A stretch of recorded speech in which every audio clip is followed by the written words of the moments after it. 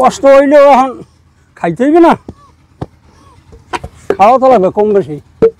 এত হিক্সি মানে অন্তত 40 বছর হয়েছে, আরও বেশি হয়েছে নি। এই দিনে তোমার তো পারি মোটামুটি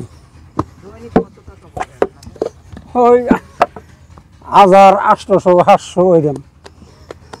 এত তো দূরে থাকি গাড়ি বেড়া দিয়ে পোষায় না, ছেলে মেয়ে লই যেত পোষায় না।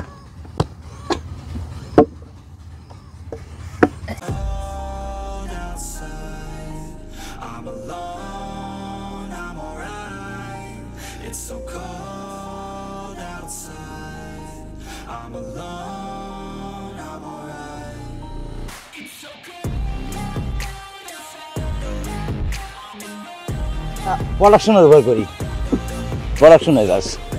সর্দার নাই, সর্দার কাজটা নিতে আছে, রেডি নিতে আছে, আমরা প্রোডাকশনের কাজ করি। ওই 1000কে 500 টাকা আমরা পাই, এই যে। আর বাদ বাকিটা অন্য অন্য লোকেরা পাইতে আছে পিছনে। এটা করি হ্যাঁ অনেক দিন হয়েছে, প্রায় 40-এর উপরে হবে। আপনারা এখন যে সরাসরি ভিডিও ব্লগ দেখবেন, এই ব্লগে আমরা ইটটা তৈরি করার প্রথম ধাপ হলেই আমাদের মাটি নিতে হয় কারি করে।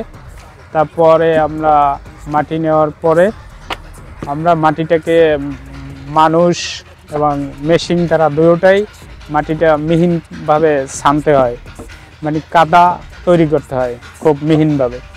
তারপরে ব্লকে হইলে যে আপনার ইটা তৈরি করার জন্য কারিগর আছে, তারা এটা তৈরি করে। এরপর কারিগররা তৈরি করার পরে এটা শুকাইতে হয় 1 সপ্তাহ নিম্নে।